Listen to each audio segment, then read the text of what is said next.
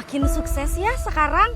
Mbak, ajak-ajak dong Mbak kerja di kota. Pak, Bu, ini Sumi yang nanti akan kerja di sini sebagai babysitter. Udah pernah jadi babysitter? Belum, Bu. Belum pernah jadi babysitter kok nekat ngelamar. Sum, belum jadi juga susunya. Ini Bu baru selesai. Kamu dengerin omongan saya sama suami saya ya? Enggak. Kamu pasti nguping kan saya lagi berantem sama suami saya? Enggak. Ngajar kamu. Ya Allah. Mbak, itu kan uang saya kok. Ini 10% jatah buat aku. Kamu nggak inget siapa yang masukin kamu kerja di sini? Ini kenapa? Kok lebam-lebam gini? Kurang ngajar. Kerjaan Sumi nih pasti. Kamu apain anak saya? Tangannya lebam-lebam loh. Sekarang kamu harus rasain sakitnya. Bu, mau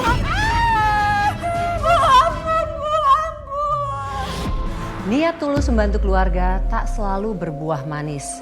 Seperti kisah perempuan ini, seorang babysitter datang dengan harapan besar bahwa pekerjaannya bisa menjadi jalan keluar atas himpitan ekonomi keluarganya.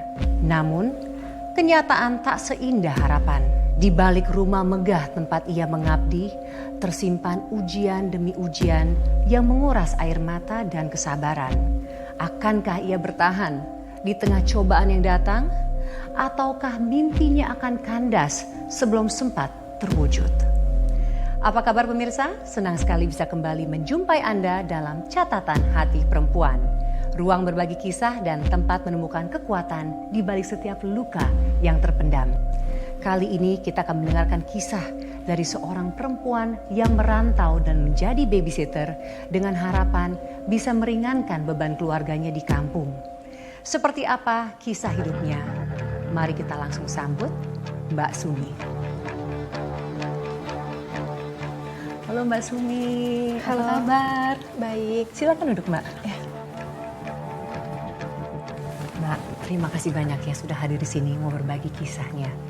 Apakah Mbak Sumi sudah siap untuk bercerita? Siap Mbak. Kejadian yang saya alami kurang lebih 3 tahun lalu Mbak. Saat saya bekerja sebagai babysitter di rumah keluarga muda yang cukup kaya. Saya bisa kerja di sana berawal dapat info dari teman sekampung saya yang lebih dulu kerja di sana sebagai asisten rumah tangga. Oh, jadi Mbak menjadi babysitter yang memberikan pekerjaan itu teman sekampung ya Mbak? Iya Mbak, betul.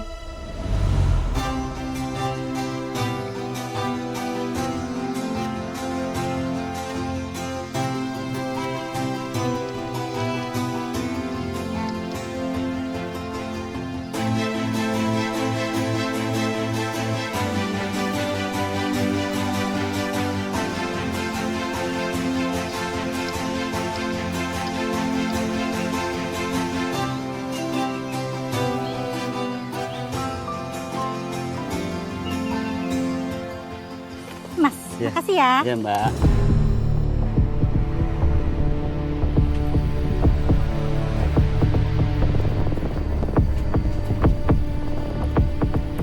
Mbak Mina? Ya ampun Mbak. Mbak Mina apa kabar?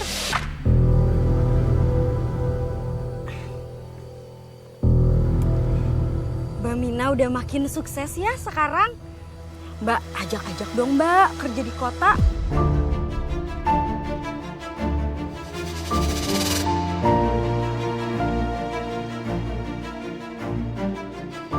Beneran kamu pengen kerja di kota? Beneran Mbak. Saya juga kan pengen sukses kayak Mbak. Semenjak bapak saya meninggal, saya sekarang jadi tulang punggung keluarga Mbak. Ketambah ibu saya sekarang sakit. Saya juga butuh biaya banyak untuk adik-adik saya.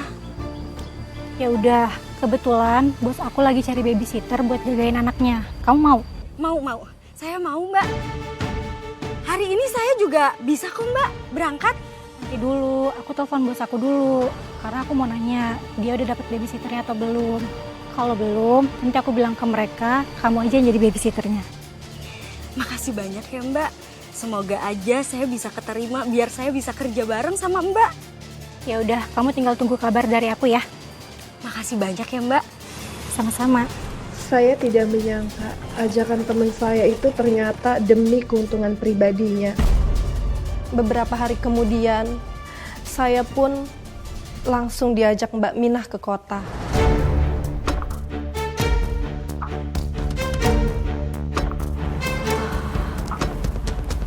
Wah, rumahnya gede banget ya, Mbak. Shh, jangan berisik, jangan norak. Udah, kamu tunggu dulu di sini. Aku mau panggil bos aku.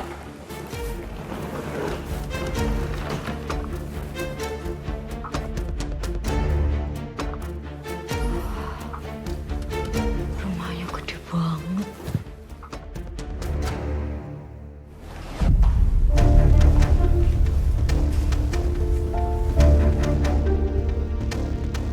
Pak, Bu, ini Sumi yang nanti akan kerja di sini sebagai babysitter. Oh iya, iya. Ayo silakan duduk. Loh, kok duduk di situ? Di atas saja. Makasih, Pak.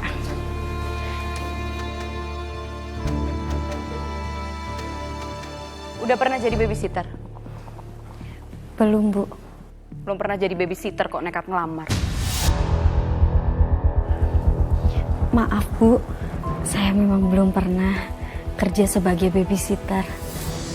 Tapi saya di kampung biasa ngurus ibu saya. Ketambah saya punya adik. Dan dari bayi, adik saya ngurus. Jadi kalau soal anak kecil, saya udah terbiasa, Bu. Ya jangan disamain gitu dong. Ya jelas beda ngurus adik-adik kamu sama ngurusin anak saya. Kalau ngurusin anak saya, itu harus ekstra hati-hati dan harus telaten.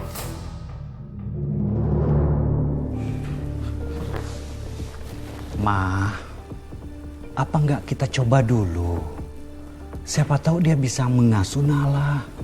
Ya udah deh, kita lihat aja nanti. Becus nggak dia ngurus anak kita? Ya udahlah, ikut saya.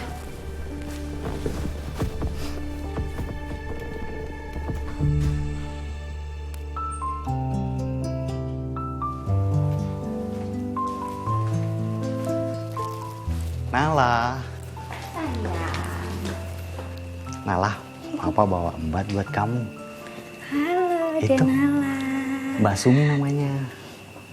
Pak, Bu, saya izin gendong. Boleh? Ayo, ayo, ayo. Wah. Lihat, Ma. Biasanya tuh Nala susah banget digendong. Tapi ini Sumi bikin nyaman sama Nala. Kayaknya cocok banget deh Sumi buat jadi babysitternya Nala. Belum tentu juga. Ini juga karena moodnya Nala lagi bagus, Pak. Coba kalau lagi jelek, mana mungkin Nala mau. Mina, kamu gak salah bawa temen. Kayaknya Nala suka sama Sumi. Enak banget sih Sumi. Masih tes tapi udah dipuji sama Pak Arman. Kayaknya dulu aku nggak gini deh. Ya Allah, baru juga kenal sehari. Udah yakin banget sih, Pak. Jangan gampang percaya deh jadi orang tuh. Ya udah Bu, gimana kalau Sumi dikasih tes percobaan aja, jangan langsung diterima. Itu ide bagus. Gimana, Mah?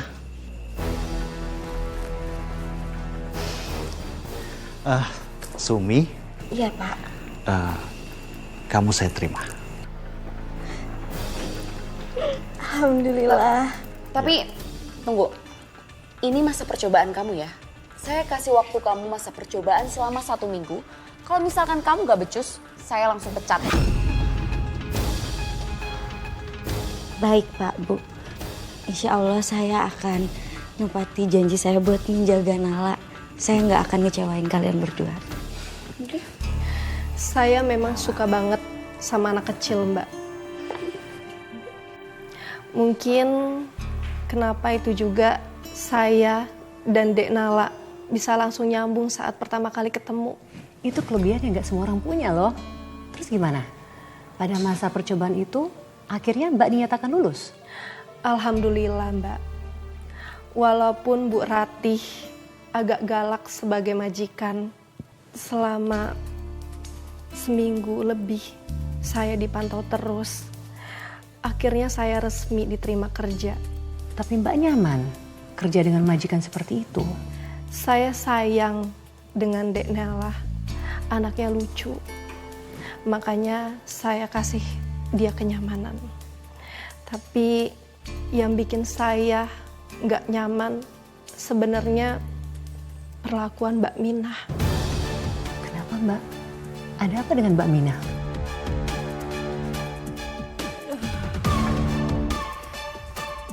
Tunggu.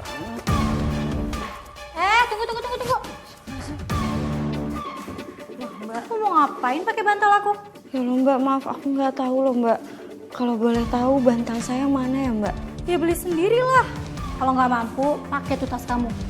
Punya kan? Aku menangis sendiri di sini, mengingat semua. Terus kamu nggak boleh ya tidur di sini. Kamu tidur tuh di lantai. Tuh, ada kain di bawah, pakai aja. Kini ku harus pergi jauh. Ya udah Mbak. Ternyata dia nggak sebaik yang saya kira. Walau tanpa kamu.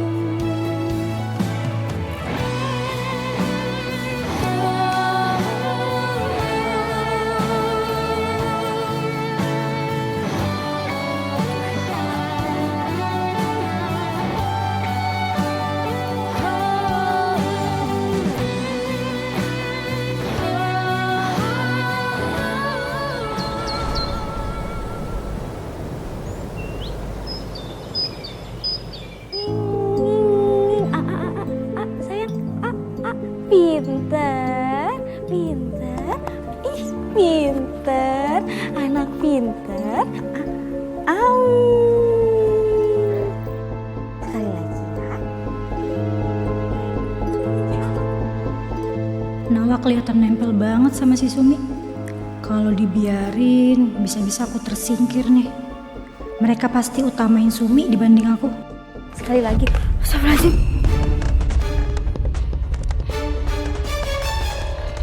Ya ampun, Sumi.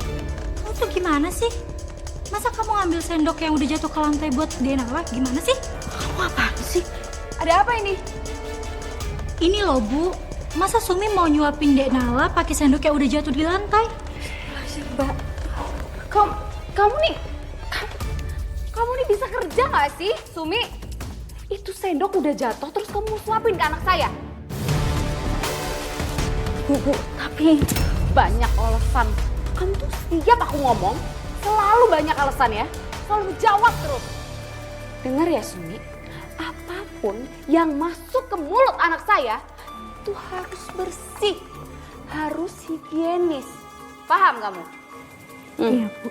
Satu lagi, kamu jangan cium-cium anak saya ya.